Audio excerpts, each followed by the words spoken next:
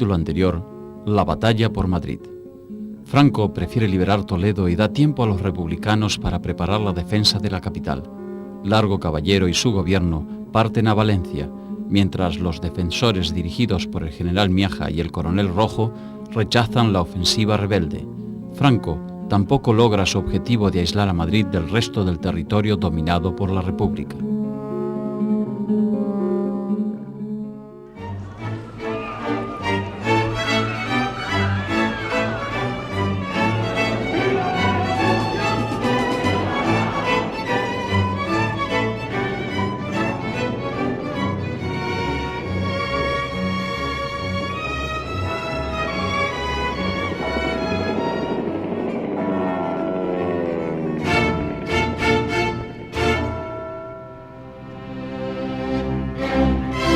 Los otros frentes.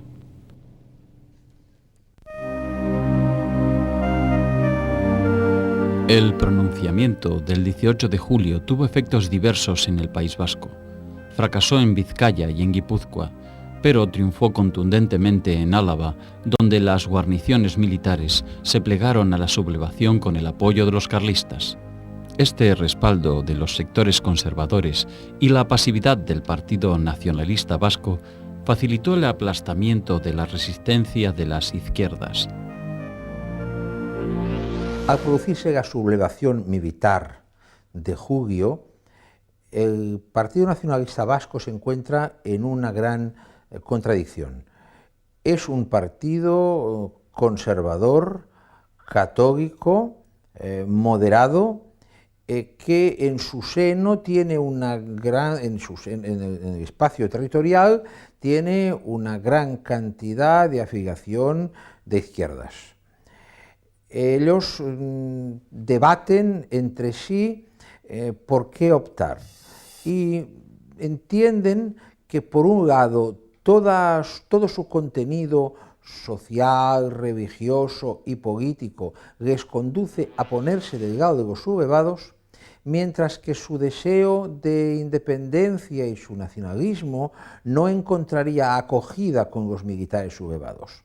Esta complicada situación y produce una discusión en el seno de Euskadi Budvatzar que acabará poniendo el Partido Nacionalista Vasco del lado de la República, pero siempre con una salvedad: son católicos.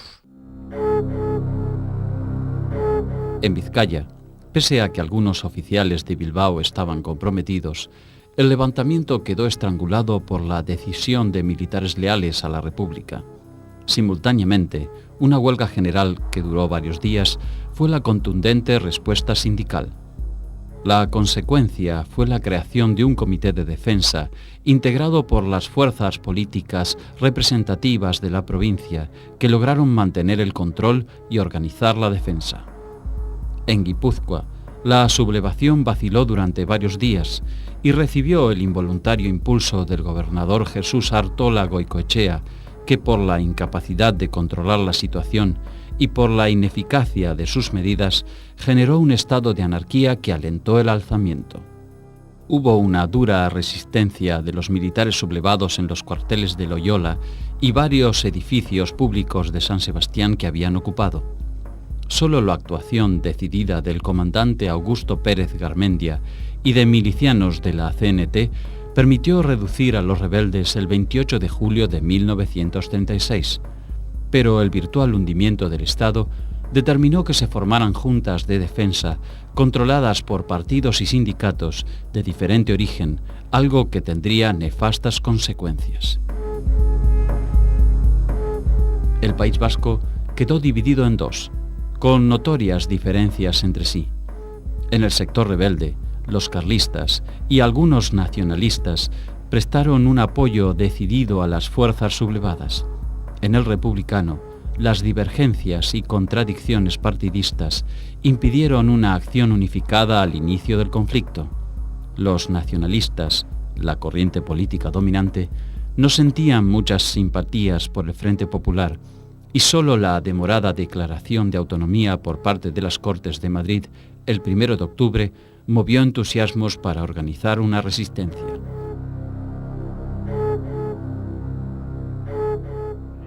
La República se demoró en conceder la autonomía al País Vasco hasta 1936, pero no por falta de voluntad de la República, sino por la situación, por la situación política en la que se colocó el nacionalismo vasco desde 1931 hasta finales de 1933. Su alianza con los carlistas entre 1931 y 1933, pues desde luego no podía atraer la simpatía de una república liberal y laica. El intento de los carlistas o de los carlo-nacionalistas de convertir el País Vasco en una especie de Gibraltar vaticanista, como denunció Indalecio Prieto, hacía imposible absolutamente la concesión de la autonomía. Solo a partir de 1933, y gracias en gran parte a José Antonio de Aguirre, los nacionalistas vascos comprendieron que la República solo vendría de manos de las izquierdas, y realmente los dos hombres que trajeron la autonomía al País Vasco fueron Indalecio Prieto, un líder socialista bilbaíno no de origen, pero vamos, bilbaíno sí de adopción, y José Antonio de Aguirre. Los militares rebeldes tuvieron un éxito inicial en la vecina región de Navarra, donde residía el director de la conspiración, general Emilio Mola. Junto a su segundo, el general José Solchaga, proyectaron cortar las carreteras que unen Navarra con Guipúzcoa para apoyar la sublevación en San Sebastián. Pero la rendición de los rebeldes en esa ciudad los obligó a modificar la estrategia. Optaron entonces por una forma más agresiva, la irrupción en la provincia, con 3 columnas para dominar el Valle del Oria, garantizar la seguridad de las fronteras y ocupar importantes ciudades industriales, además de San Sebastián.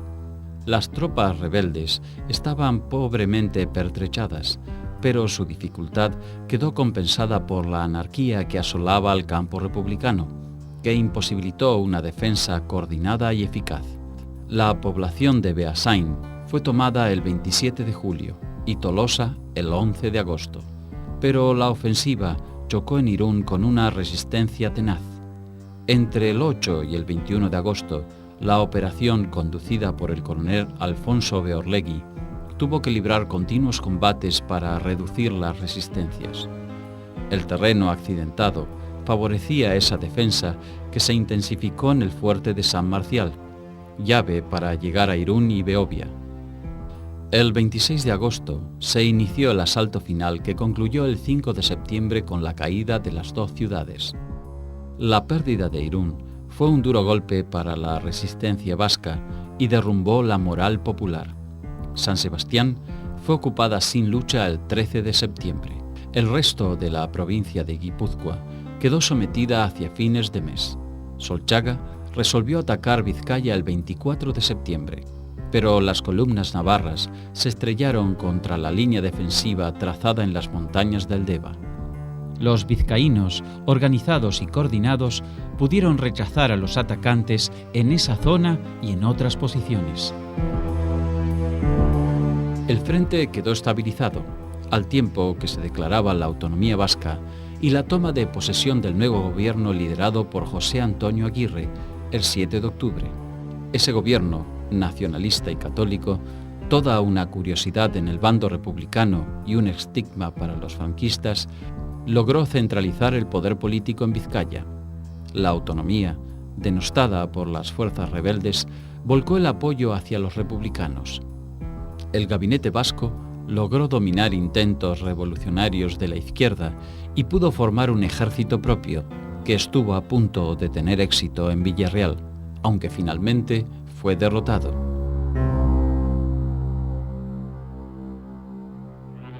La verdad es que cuando estalló la guerra civil, cuando estalló el 18 de julio de 1936, el estatuto ya estaba preparado.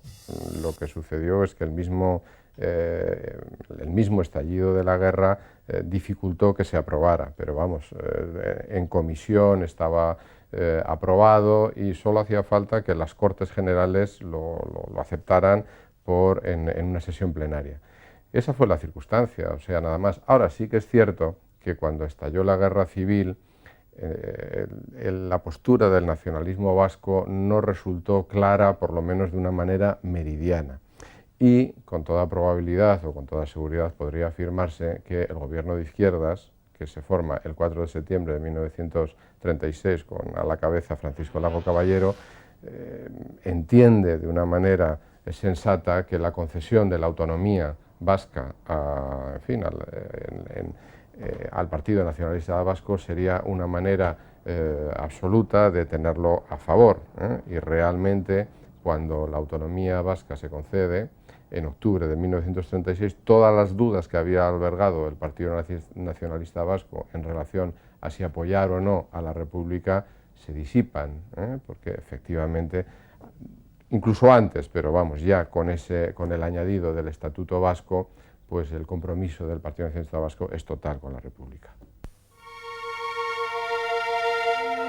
En el litoral mediterráneo, desde Cataluña hasta casi el Peñón de Gibraltar, la República consiguió evitar el triunfo de los sublevados. Desde Barcelona y Valencia partieron columnas republicanas que permitieron mantener viva la esperanza de triunfo. La ayuda más significativa se dirigió a Madrid, que comenzó a ser asediada en noviembre de 1936 por las tropas franquistas provenientes del sur, oeste y norte. Desde Barcelona, dominada por las milicias anarcosindicalistas, partieron numerosas columnas hacia Aragón, sin ningún plan ni coordinación. El líder de la CNT-FAI, Buenaventura Durruti, con 6.000 hombres, se dirigió a Zaragoza. Esperaba llegar a la capital aragonesa para desarrollar su plan de colectivizaciones en toda la región, pero nunca pudo conquistarla. Zaragoza era un gran bastión anarquista. Durruti y muchos de sus compañeros, no eran catalanes, pensaban sentimentalmente en recuperar Zaragoza dominada por los militares y conseguir que sus compañeros salieran de la cárcel. Junto a esto, el gobierno catalán se encuentra también con un grave problema. A partir del día 20 de julio carece de tropas, carece de policía y la ciudad está dominada por los anarquistas. En consecuencia, le conviene impulsar la marcha de los anarquistas a reconquistar Zaragoza. Los anarquistas, naturalmente, son la fuerza superior. Hay otras columnas que van a salir, hay una columna de UGT, hay otra de Estat Català, después vendrán otras columnas, pero ellos son las columnas más importantes y parten allí no a hacer la guerra, sino a hacer la revolución. Ellos no piensan en el fenómeno de la guerra, ellos son antimilitaristas y antibelicistas, son revolucionarios. Y entonces simplemente se montan en los camiones, cada uno como que tiene, el que ha cogido un fusil con el fusil, el que tiene un cañón sube el cañón, el fusil, el botijo, la silla, el colchón, y en una heteróclita organización. Hasta 15.000 milicianos de la República estuvieron aguardando el asalto final, pero este nunca llegó. Al poco tiempo, iban a soportar las primeras contraofensivas nacionalistas. Otras columnas catalanas de distintos sindicatos y centrales obreras, sin coordinarse entre sí, se dirigieron a Huesca. La ciudad fue defendida tenazmente por fuerzas franquistas, voluntarios nacionalistas y unos 1.500 requetés carlistas. La debilidad nacionalista y la desorganización republicana empataron la partida. Aragón quedó dividida en dos mitades. El frente se estabilizó en una línea irregular de norte a sur que pasaba por Huesca, Belchite y Teruel. Desde Barcelona y Valencia también partieron dos expediciones navales independientes para neutralizar a los rebeldes que se habían adueñado de las Islas Baleares. Solo Menorca había permanecido leal al gobierno republicano. Los valencianos arribaron por sorpresa a Formentera, a la que conquistaron, y luego pasaron a Ibiza, donde se encontraron con la columna de catalanes republicanos. Tras la ocupación, surgieron desavenencias y los valencianos optaron por regresar. Los catalanes arribaron luego a Mallorca para dominar la isla. Conquistaron una cabeza de desembarco, pero no pudieron profundizar su avance. Sorpresivamente, se toparon con una fuerte resistencia que les impidió progresar más allá de la cabeza de playa. Al poco tiempo, se vieron sometidos al ataque de algunos aviones italianos que apresuradamente llegaron a la isla. La desorganización y las desavenencias internas les hicieron perder un tiempo valioso para la reorganización, lo que fue aprovechado por los nacionales.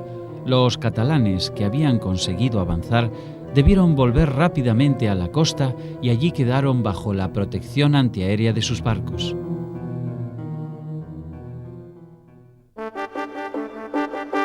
Cuando estalló el alzamiento en julio de 1936, la mayor parte de las unidades navales quedaron del lado de la República, que controlaba además la costa mediterránea. El bloqueo republicano del estrecho de Gibraltar obligó a Franco a realizar el desembarco de las tropas sublevadas en Marruecos por vía aérea.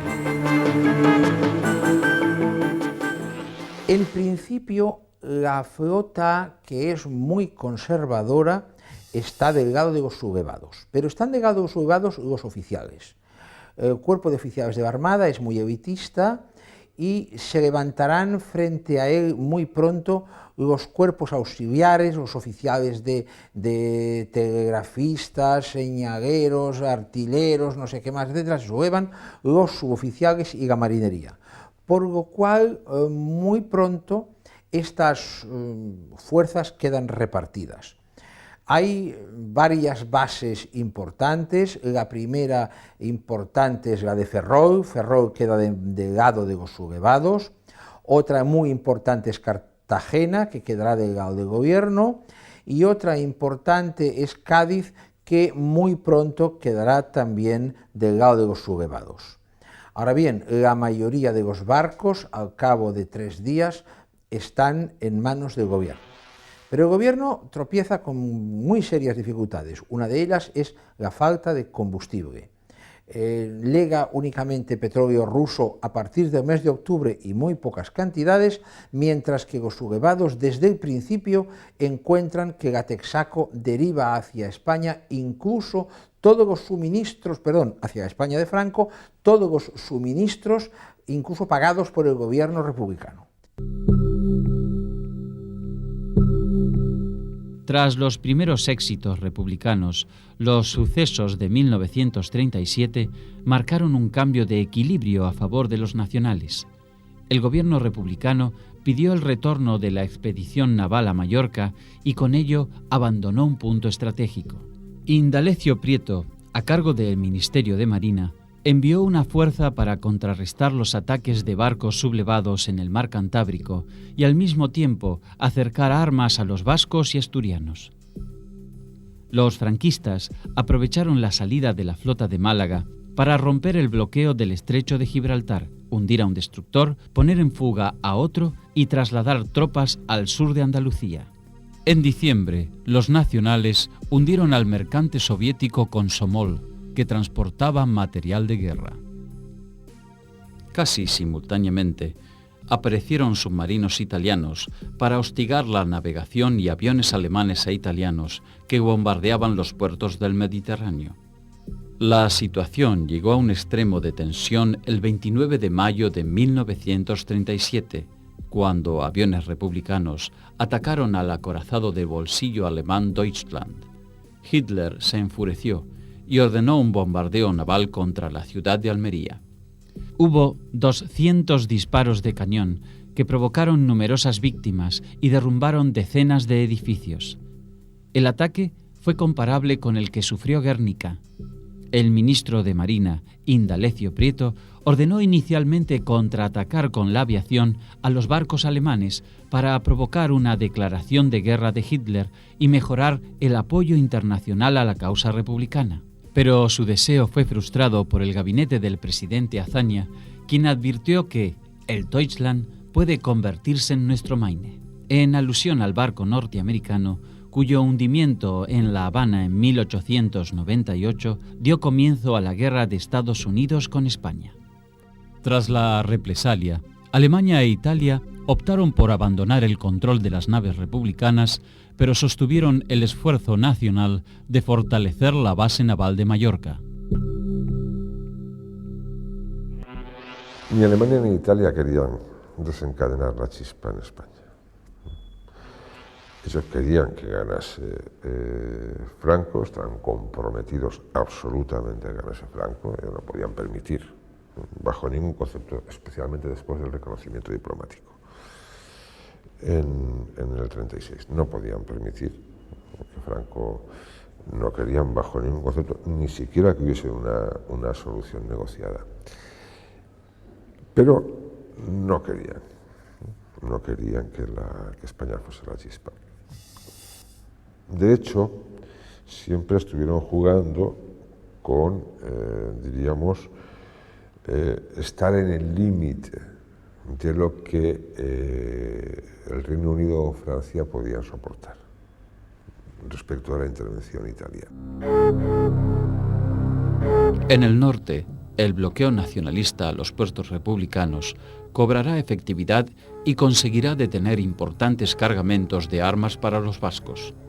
Mientras tanto, el panorama se tornaba más complejo para los republicanos en Andalucía a fines de 1936.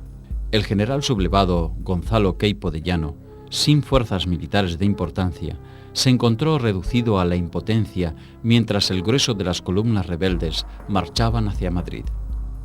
Esas demoras no fueron aprovechadas por los republicanos de Málaga, donde el predominio anarquista impidió la formación de una defensa organizada. La situación se agravó por la imprevisión del gobierno central, que no envió pertrechos. Franco, que necesitaba presionar en todos los frentes de lucha para seguir intentando conquistar Madrid, recibió un cuerpo de ejército enviado por Benito Mussolini. La idea de los italianos era utilizar sus tropas en España como un cuerpo reunido y en masa. Franco hubiese preferido que le hubiesen dejado una brigada para tal batalla, o unos batallones, o sobre todo más aviones, que me apoye la aviación legionaria para la batalla X. Mientras que los italianos impusieron el empleo reunido y en masa de sus tropas. Por eso, incluso ellos hacían sus propias diríamos, apuestas. Es decir, Málaga. Málaga estaba pensada, Sanjurjo, el ejército, pero ellos fueron los que presionaron para que Málaga fuese de una forma determinada para la intervención, la utilización directa y en masa del ejército italiano, que fue decisivo. De modo que ellos pensaban un poco estar en España como un ejército aliado, un ejército aliado de Franco, pero eso, aliado, no disperso, controlado por Franco, en el sentido de ahora me hace falta un batallón, ahora me hace falta una brigada, ahora me hace falta la aviación. No, ellos querían, y de hecho así funcionó. Funcionó pues, en Málaga, en Guadalajara, en Santander, con niveles, diríamos, de coordinación o de tensión que podían depender del contexto específico, político, militar o lo que fuese del momento. En febrero de 1937 llegaron casi 50.000 italianos dispuestos a darle a Mussolini un triunfo que demostrara la superioridad italiana. Las tropas llegaron con buen equipamiento armamentístico y técnico. Queipo de Llano no había podido controlar la franja costera mediterránea de Málaga, por lo que fue una magnífica ocasión para que los italianos se lucieran. Málaga fue presa fácil del Corpo di Truppe Volontarie, CTV, las unidades militares italianas que recibieron su bautismo de fuego en Andalucía. El 3 de febrero, los italianos, flanqueados por unidades españolas, emprendieron una ofensiva que se pareció más a un paseo militar. El 7 de febrero, los rebeldes, encabezados por el general Francisco de Borbón, primo del rey Alfonso y duque de Sevilla, entraron en la ciudad sin inconvenientes. La ocupación fue significativa para el bando nacional. Habían conquistado una ciudad de 100.000 habitantes y un puerto importante en el Mediterráneo. Pronto, la sometieron a un castigo sin atenuantes por haber sido una de las ciudades de mayor fervor antirreligioso, donde se quemaron numerosos conventos y templos. Desde la caída de Badajoz, no se había producido una represión tan dura, solo que ahora las sentencias se ejecutaban tras la condena de un tribunal militar. La conquista de Málaga mostró a los republicanos la necesidad de dejar de lado la débil organización en milicias y asumir la disciplina de un ejército. En cambio, confundió a los italianos, cuya victoria fácil y rápida les hizo pensar que estaban capacitados para ganar en todos los frentes. Mussolini alimentaba su proyecto de establecer en España una especie de protectorado político, pero pronto se desengañaría.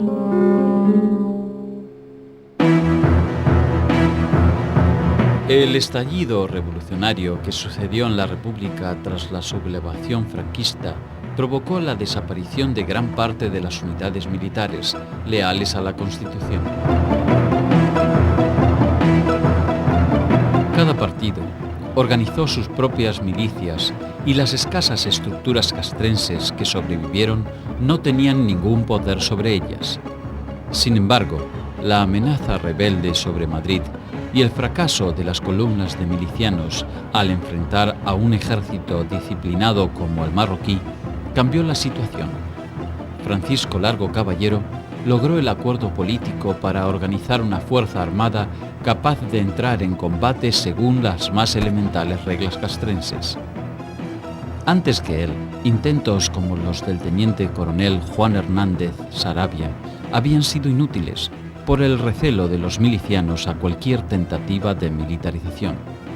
El único sector político que comprendió desde muy temprano la necesidad de generar una estructura militar apta fue el comunista.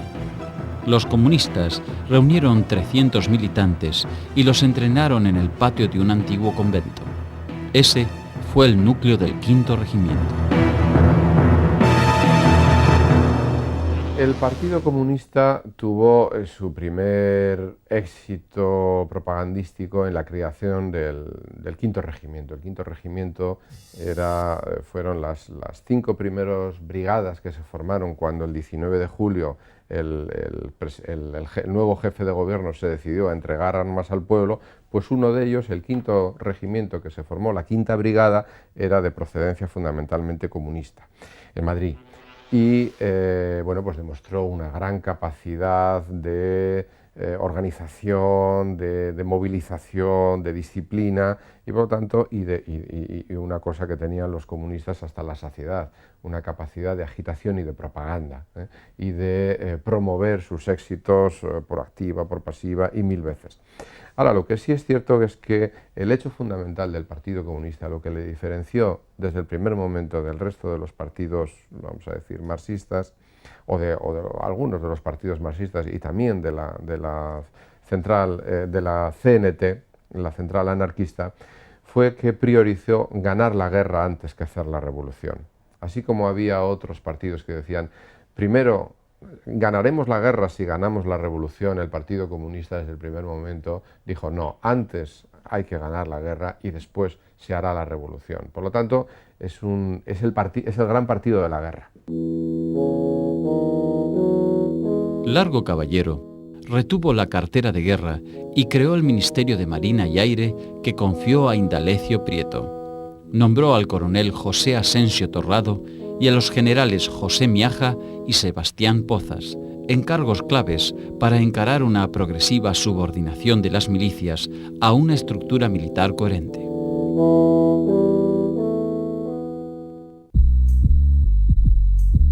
En octubre de 1936 se puso en funciones nuevamente al Estado Mayor Central, que había sido arrasado por la sublevación.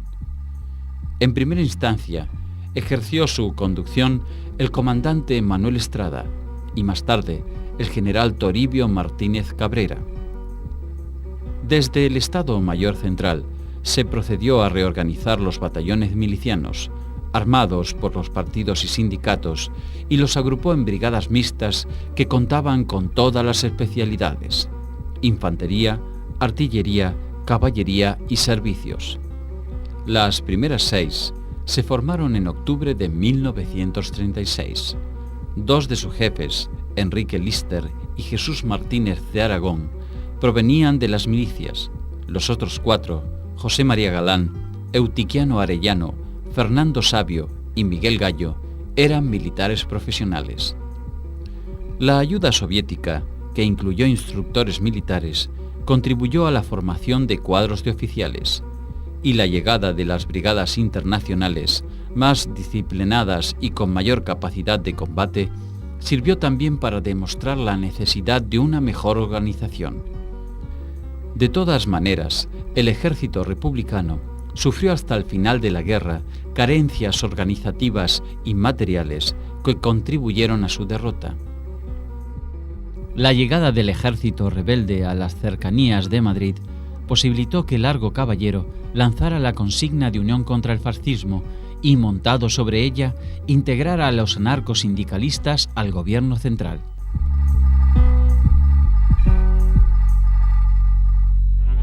Por única vez en la historia, los anarquistas entraron en gobiernos que ellos llamarían burgueses. La primera entrada es en el gobierno catalán, en el gobierno Tarradellas, y ya entran los anarquistas entendiendo que no hay más posibilidades de colaborar, entendiendo que no pueden hacer la guerra por su cuenta. Y en Madrid cuesta mucho, el primer gobierno Largo Caballero no consigue integrarlos, pero finalmente, cuando Madrid está a punto de caer y cuando hay graves dificultades, 2 anarquistas, además de la línea dura, aceptarán ser ministros, con cuestiones peculiares. Por ejemplo, García Oliver, que será ministro de Justicia, ordena destruir las fichas de antecedentes de los delincuentes, en esa convicción anarquista de que quien hace el delincuente es la sociedad y que en consecuencia no hay que considerárselo. La coalición se ampliaba sobre la base de la urgencia antes que por los acuerdos profundos. Las contradicciones que arrastraban, lejos de acallarse, se trasladaron al seno del gobierno. Las diferencias insalvables entre anarquistas y comunistas fueron la base de nuevas crisis. El 6 de octubre se reunieron por primera vez las Cortes desde el alzamiento militar, y con el apoyo del Frente Popular se aprobó el Estatuto de la Autonomía del País Vasco. La decisión volcó el apoyo del nacionalismo vasco hacia el gobierno de la República. 2 días después, José Antonio de Aguirre fue elegido presidente provisional. Juró respetar las tradiciones vascas bajo el árbol de Guernica, el roble legendario de las tradiciones vascas. Largo Caballero quedó desacreditado poco después por abandonar Madrid en las vísperas del ataque a la capital. Su posterior política de centralización del poder no aumentó su crédito. El primer conflicto se suscitó en diciembre, cuando Largo Caballero decretó la militarización de las milicias surgidas luego del pronunciamiento rebelde.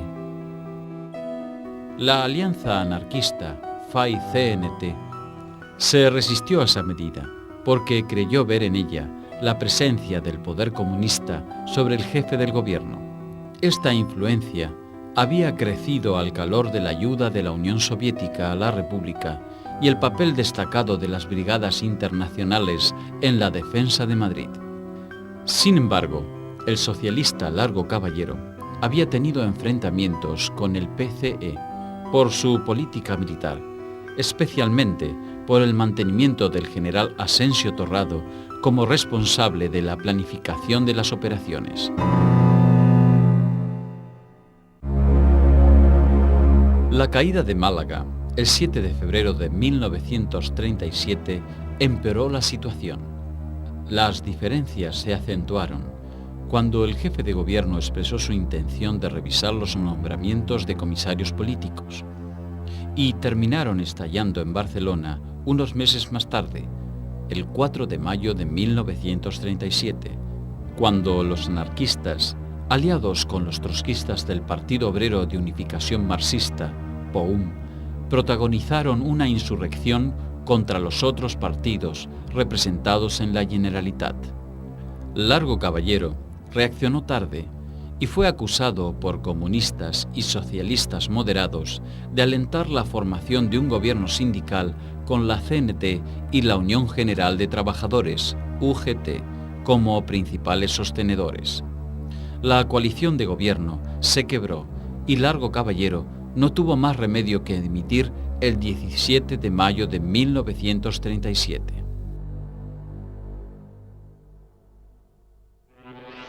Pierde los apoyos de un sector importante del Partido Socialista, el liderado por Prieto, pierde el apoyo del Partido Comunista, que se lo había dado hasta, digamos, septiembre-octubre de 1936, está perdiendo el apoyo de los mandos militares profesionales que empiezan a organizar el nuevo ejército, y está cada vez más aislado, gobernando en un aislamiento cada vez más alejado de la posibilidad de la conducción de la guerra. En esas circunstancias se produce un choque que es muy grave, que es una guerra dentro de la guerra, en Barcelona, entre las fuerzas de la CNT apoyadas por el PON y las fuerzas de la Generalitat, las fuerzas de seguridad apoyadas por el Partido Comunista.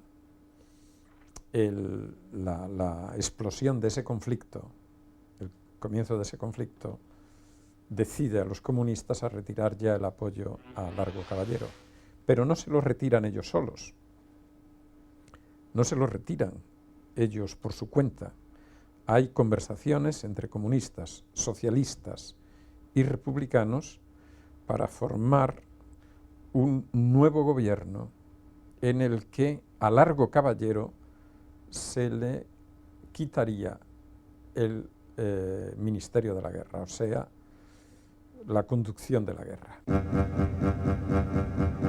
Mientras en el campo republicano el poder se disgregaba, en el rebelde se concentraba con gran rapidez. El avance victorioso hasta Talavera le significó a Francisco Franco el control absoluto de las operaciones militares y, a partir de allí, un dominio total sobre las instituciones destinadas a gobernar los territorios en poder de los rebeldes en los meses finales de 1936.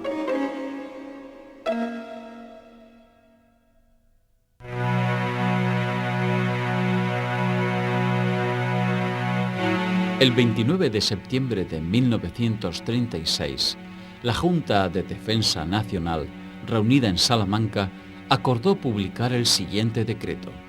Artículo 1. Se nombra jefe del Gobierno del Estado español al excelentísimo señor general de división, don Francisco Franco Bahamonde, quien asumirá todos los poderes del nuevo Estado. Artículo 2. Se le nombra asimismo generalísimo de las fuerzas nacionales de tierra, mar y aire, y se le confiere el cargo de general jefe de los ejércitos en operaciones. Sin embargo, este texto fue modificado clandestinamente en la imprenta y Franco no apareció como jefe del gobierno del Estado, sino como jefe del Estado. Franco tomó posesión formalmente el 1 de octubre. Disolvió la Junta de Defensa y creó una junta técnica que se ocupaba de los asuntos del gobierno, absolutamente dependiente del poder militar y alejada de cualquier capacidad política. Un mes después, Hitler y Mussolini reconocieron al gobierno de Franco y acreditaron a sus embajadores. Esa misma concepción centralizada y autoritaria dio nacimiento a la estructura militante que sustentó la estrategia política del régimen. Desde comienzos de 1937, sectores monárquicos, carlistas y falangistas trataron de alimentar ideológicamente a un Franco que no estaba dispuesto a aceptar influencias civiles ni compartir el poder. Aconsejado por su cuñado Ramón Serrano Súñer, aprovechó un congreso de la Falange iniciado el 16 de abril en Salamanca para forzar la fusión de esta corriente con el carlismo. El 19 de abril, Franco emitió un decreto de unificación de las fuerzas que lo apoyaban, bajo el nombre de Falange Tradicionalista de las Juntas Ofensivas Nacional Sindicalistas, las JONS. El artículo primero expresaba: Falange Española y Requetés se integran, bajo mi jefatura, en una sola entidad política de carácter nacional. Esta organización, intermedia entre la sociedad y el Estado, tiene la misión principal de comunicar al Estado el aliento del pueblo y de llevar a éste el pensamiento de aquel a través de las virtudes político-morales de servicio, jerarquía y hermandad. Quedan disueltas las demás organizaciones y partidos políticos.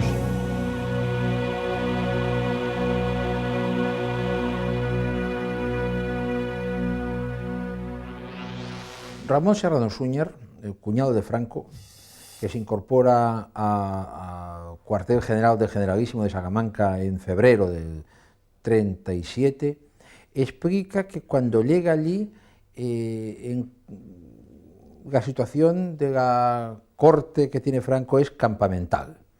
Franco es un hombre con muy poca capacidad de abstracción, es un hombre muy astuto, tremendamente astuto, pero muy elemental, de una formación muy corta, y él es incapaz de organizar un Estado. Ramón, que es un hombre, un abogado experimentado en política, es un abogado de la CEDA, entiende muy bien lo que pasa y se inspira en el modelo que tiene a mano en aquellos momentos, que es la Italia de Mussolini fundamentalmente.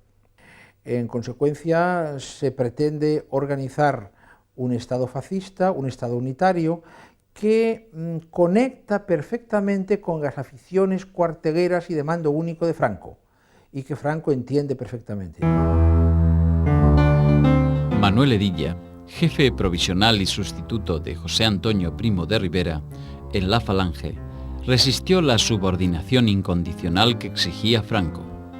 Un día después fue detenido, acusado de conspiración contra Franco y de intentar proclamarse generalísimo y jefe de Estado, por lo que fue condenado a muerte. Pero después su pena fue conmutada. Pasó 4 años de prisión en Las Palmas y 6 confinado en Mallorca, pese a haber creado uno de los núcleos de apoyo más activos a la sublevación militar y al movimiento nacional.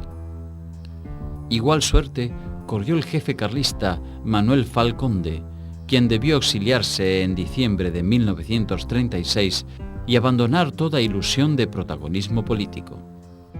Hacia abril de 1937, la guerra ya duraba 9 meses y se había llegado a un punto sin retorno. Ambos bandos habían sufrido miles de bajas y el odio y las sospechas mutuas habían sembrado condiciones para producir muchas más víctimas. España estaba partida en mitades. Se avecinaban las batallas decisivas.